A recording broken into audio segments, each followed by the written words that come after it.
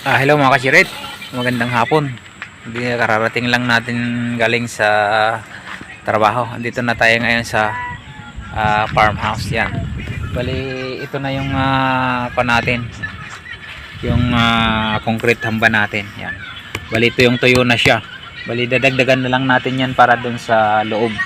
Kailangan kasi isa maasintadaan muna bago natin siya ikabit. Okay, gusto ko lang ipakita sa inyo mga kasirit yung update dito sa bahay, yung kinabit natin na concrete hamba, kung gaano ba siya kaganda pag nakakabit na siya. Okay, let's get it on na siya mga kasirit. Oh, yan, bali pininturahan ko na siya ng flat latex yan. Bali naka-install na siya.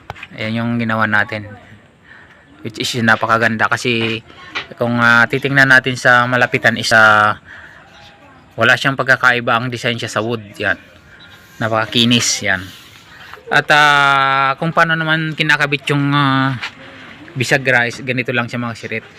Kailangan lang natin gumamit ng tox. Yan, gumamit tayo dito ng number 5 na tox, tapos yung kasama na screw dito sa yan sa bisagra is yun din ang ginamit natin. Yan, yan yung installation mga siret. Yan, napakaganda. Bali ginawan ko na rin siya ng pintuan. Ito yung spandrel yung ginawa natin dito mga siret, tapos nilagyan natin ng angular dito.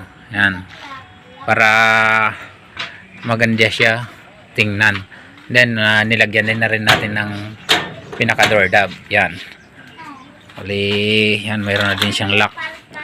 Yan, nilock natin. Yan. Yan, bali nilagyan muna natin ng kurtina kasi dito mga kasiret bibili pa lang tayo ng plywood. Ilalagay natin dyan, lagyan natin ng insulation foam tapos plywood para hindi siya hindi maingay na ganito, kasi lalagyan natin siya ng parang soundproof. Okay, let's get it on. Tingnan natin sa yan, tingnan lang natin sa malayo kung gaano siya kaganda. Kaya ganito yung nilagay ko masirit, kahit maulanan siya ay hindi siya mabubulok or hindi siya yun sa Ilocano is matubig. Yan, kasi siminto siya. Pwede nyong pinturahan ng kahit anong gusto nyong kulay. Yan, mas makakatipid tayo ng malaki kasi simento lang at saka buhangin yung kailangan natin dito. Yan, sa paggawa ng ganito. Tapos siyempre buhangin. Yan, saka alambre. Yan, alambre yung lagyan natin yung mga sirit, yung number 18. Mas maganda kung dalawa yung lalagyan natin mga sirit para mas matibay dito saka dyan, para hindi siya magka-crack. Yan. Pero sa akin is bali dalawang alambre yun mga sirit. Bali nilubid ko lang siya. Okay, ito yung update dito sa farmhouse natin. Yan, nakabitan na rin natin siya ng gutter, saka ayan, flashing yan mga sirit, yung nakikita nyo flashing yan. At doon banda is gutter. Bali doon sa taas is hindi ko pa nakabitan kasi busy tayo mga sirit. Yan, bili kompleto na rin yung CHB laying yan. Doon kasi sa taas niyan is magkakaroon tayo yun ng beam, yung concrete beam. Yan, bali nakabitan na rin siya ng steel window dito sa harap, kasi yung steel window although is old model siya, gusto ko kasi siya kasi may grills na siya, makakatipid tayo mga sirit. Yan, okay, punta naman tayo dun sa natin sa mga tanim sa likod. Update ko lang kayo. Yan, so yun na yung farmhouse natin. Unti-unti lang natin kasi nakakapagtrabaho lang ako dito mga sirit pag linggo, kasi lunes hanggang Sabado is andun tayo sa project. Yan, bali ito na rin yung garahe, hindi pa kompleto yung yero natin. Bilhin natin pagka unti-unti natin to mga siret kasi wala tayong ganong budget. Dito rin yung pinagkakainan namin, yung pinaglulutuan namin andyan rin.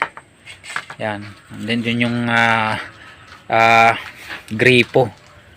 Dito rin kami kumukuha ng inumin, panligo, panghugas, yun, lahat-lahat na dito mga sirit. Na napakalaking tipid pala pag tumira tayo sa farm kasi daming natitipid. Yan, Kapag tanim na rin na tayo ng kalamansi dito, yun namumunga na siya. Yan. Bali 3 puno yan, binigay ni Kuya Buyet. Shout out kay Kuya Buyet, salamat kuya. Yan. Then dito pa yung materialis natin sa pagbuhos ng biga. Yan, may malunggay din tayo, tinanim natin dito. Ito yung gutter na yun mga kasir, is yung panglalagay natin yan doon sa attic. Yan, hindi ko pa maharap, nakatambak dito yung materials natin. Yan, yung mga spandrel andito, saka yung mga yero, kasi busy tayo. Yan, pa-share ko lang kayo dito sa mga tanim natin dito.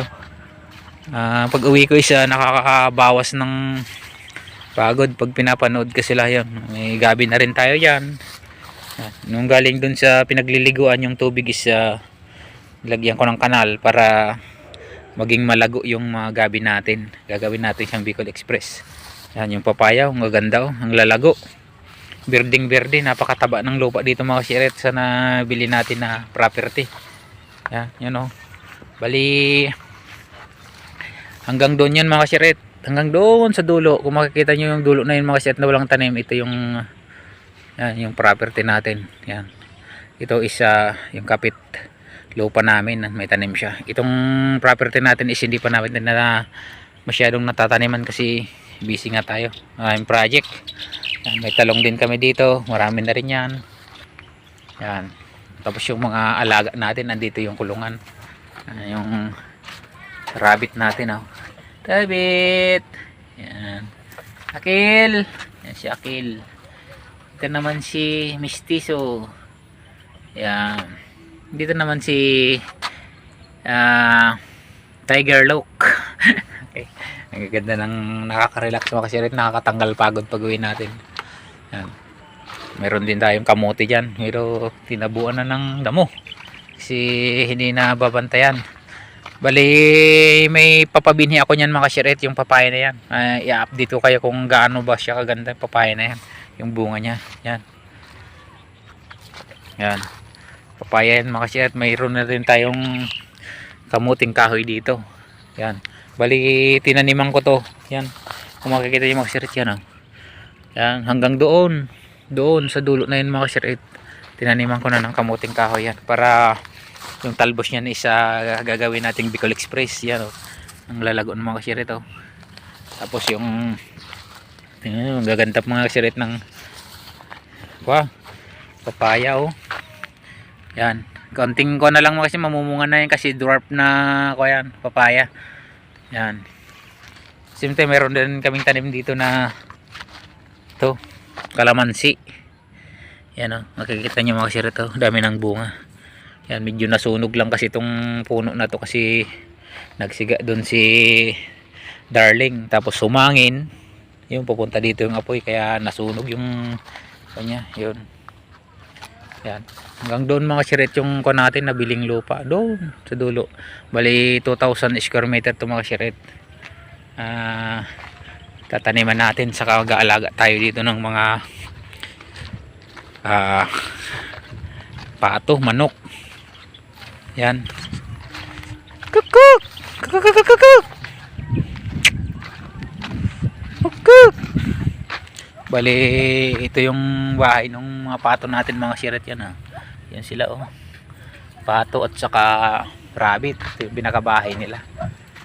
Pag dito sa likod ganito yung itsura mga siret. Hindi ko pa siya tuloy na haharap kasi napakaraming trabaho. Yan, bawat 1 week is every Sunday ko lang siya ginagawa. Yan, si Isuzu White andito siya. Si tinanggal ko muna dun sa garahe kasi masikip. Dito muna siya sa labas. Bali si ko lang dun ang nandun, si kotse. Yan, siya lang yung ano, saka yung tricycle muna. Yan, yan lang yung mga update natin mga kashirit dito sa farmhouse natin. Yan, unti-unti natin siya, hanggang mapaganda natin. Ganon naman talaga kasi hindi basta-basta yung magpatayo ng bahay. Yan, kain tayo mga kashirit ng papaya, galing din dun sa tanim natin sa kabila, dun sa dating yung nire-rent natin na bahay, nagtanim ako dun. namunga na. Although wala na kami doon, namumunga pa rin. Maraming salamat. Shout out pala doon sa nakatira doon na inalagaan yung papaya natin. Yung hinog na siya. Kain tayo mga shirit. Let's get it on. Yan, kain po tayo ng papaya mga shirit. Let's get it on. But, anong masabi mo? Kung si Papa maglaw. Ayan, si Albert. Yan, ito mga shirit, kain muna tayo ng papaya. Okay, let's eat. Lagay muna natin dito yung camera natin. Kain lang tayo ng ay shit nagalayas. Yun, tikman na natin yung bali yung kung ano ito mga siritis ko. Tamil, hinog siya sa puno. Yung mga buto nito is papatubuin natin. Siya nga pala pag gusto yung magbinhi ng papaya is huwag nyo kukunin yung banda taas ng papaya, yung buto nya. Yan, yung banda sa baba lang yung kukunin nyo. Bali hati nyo muna siya, tapon nyo yung buto doon sa banda upper part, tapos yung lower part yun lang yung kukunin nyo. Kasi usually kasi yung mga buto na nasa bandang taas is lalaki siya. Yan, yung banda baba usually is mga babae siya. Yan yung ginawa ko noon nung ito mga kasir. Marami akong tinanim pero kinuha ko lahat.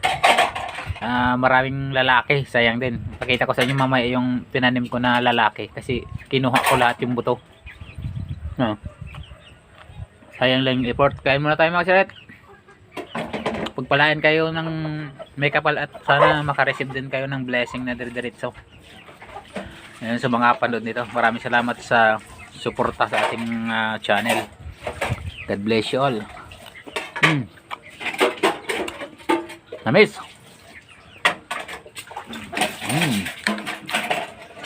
Bali ang lalaki ng mga et.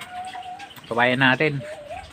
Bali nagtitimbang siya ng 3 kilo, 4 na kilo yung bunga ng papaya natin dito. Napakasarap tumira sa farm kasi yun, sabi ko kanina is marami tayong natitipid. Yan.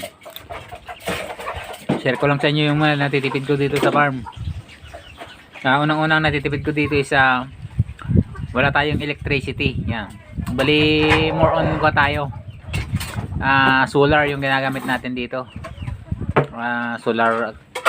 May pakita ko sa inyo mga kasirit yung kanyan, magagawa ako ng video tungkol doon sa solar system na ginawa natin. Yung pinagkukunan natin ng ginagamit natin na electricity dito. So, sa pag-charge ng cellphone, pagpapatugtog natin ng sounds, yun. Ayun, basta yun ang pinagkukunan ko ng electricity dito. Tapos yung ilaw, isa yung solar na lang, yung flood type na ilaw mga siret. Yun ang magiging source ng ilaw natin dito. Mamaya pakita ko sa inyo. Kain muna ako kasi kararating ko lang mga siret galing sa project. Medyo napagod tayo. Kain tayo ng sariwang papaya. Halina po kayo. Kain po tayo. Ikain ko na lang kayo mga siret. Sarap. Sarap mamuhay sa farm. Kaya masarap mag-invest ng pag nag-invest kayo mga siret, lupa talaga yung invest nyo. Kasi pag nag-invest kayo ng bahay, although magandang tumira sa magandang bahay, kaya ang problema doon is every year gagastos tayo doon sa kanya maintenance.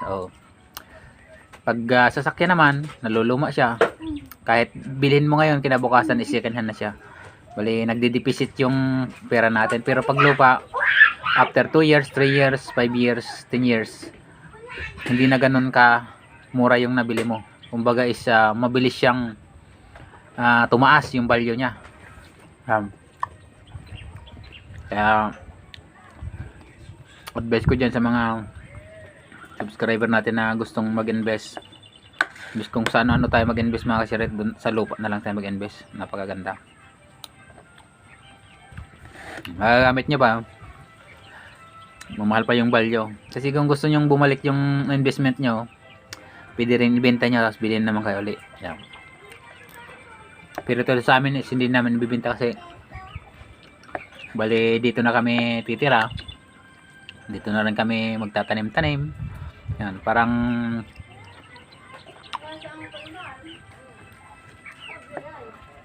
bibilihin na lang natin dito yung mga Colgate, ganyan, asin, shampoo, yung mga gamit sa bahay na lang. Pero yung mga gulay is dito na ang gagaling sa ating munting farm. Yan. Kasi napakasarap mga kasirit ng tumira dito kasi dami kong natitipid dito. Unang-una is yung electricity. Yan. Pangalawa is yung renta sa bahay kasi noon the past 7 years or 6 years na nag-rent kami ng bahay. Sayang yung pera. Yan, napunta lang doon sa owner ng bahay. Nasayang talaga eh. Dapat bumili na ako ng lupa noon para hindi na ako nag-rent ng rent. Yan, natipid ko dito sa electricity, ulit-ulit no. Pasensya na magsilit. May kwento ko lang, electricity, tubig, internet. Bali, ang ginagamit namin dito is data na lang mga siret. Yung dito na SIM ang ginagamit namin dito kasi maganda rin siya. Yan. Dito baka naman. Kasi yung dito mga kasiret, pag nag-load kayo ng 99, kakaroon na kayo ng 10 gig na pang data, unlimited text to all network, and then 300 minutes to other network, tapos unlimited call dito same. Yan yung ginagamit ko mga siret dito. Yan, dito baka naman.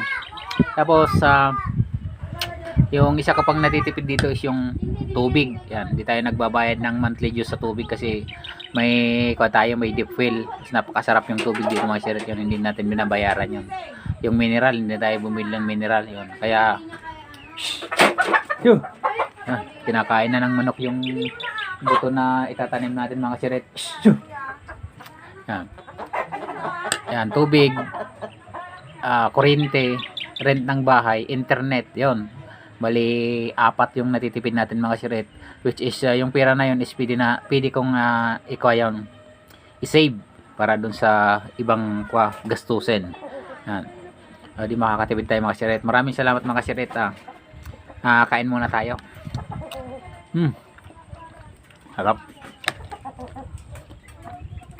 Mamaya ipakita ko sa inyo yung ginagamit naming ilaw dito. Para tutestingin natin kasi 5:30 na. Yan. Bali, busog na tayo mga siret. Yan, natira pa. Wala nang paglagyan. Bali, itong mga siret, ito yung buton na sinasabi ko na yan. Bali, lalagay lang natin doon sa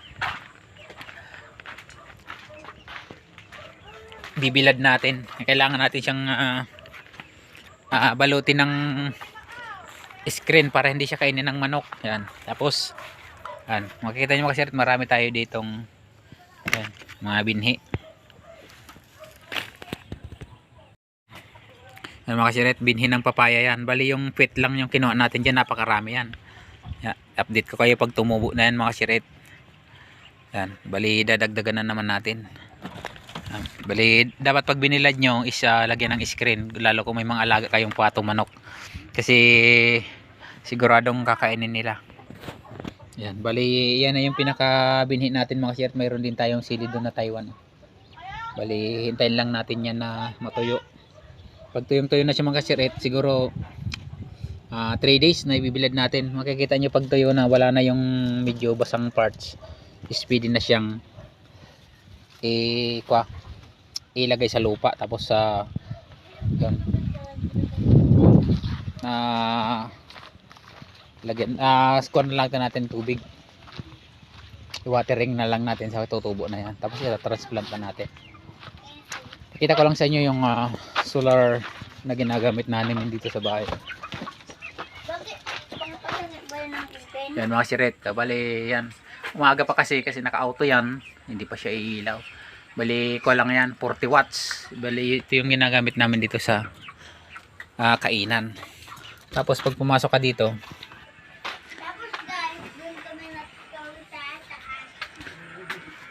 Mayroon din kami dito sa sala, yon yung nakailaw na yun mga sirit.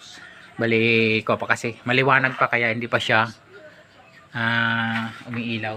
Tingnan sa labas. Pag nandito tayo sa labas is may nakalagay din tayo mga sirit. Kung makita nyo umiilaw-ilaw na yun doon, yan. Bali 40 watts din yan, dito siya nakapokus. Yan, kaya laking tipid natin. Although nag-inquire ako sa panel ko, which is napakamahal naman kasi ng hinihingi nila kasi from the road mga kasirit hanggang dito sa bahay is 150 meters. Sabi nila 26,000. Try natin na magtanong doon sa mag-inquire doon sa ibang electrician ng panel ko. Mga tanim natin dito sa harap yung okra. Bali din nila nakayanan kaya ayun, tumigas na tumigas na, sayang. Yan. Tapos yung natin upo. Yan. Marami din tayo na harvest dito mga kasirit. Yan, namumunga pa siya. Bali may kinuha na tayo dito na pangbinhi. Andun na siya. Dito mga kasirit, sabi ko, pag nagtanim tayo ng papaya dapat wag natin kukunin yung, kung andito yung bunga niya, wag natin kukunin yung upper parts pag hinog na.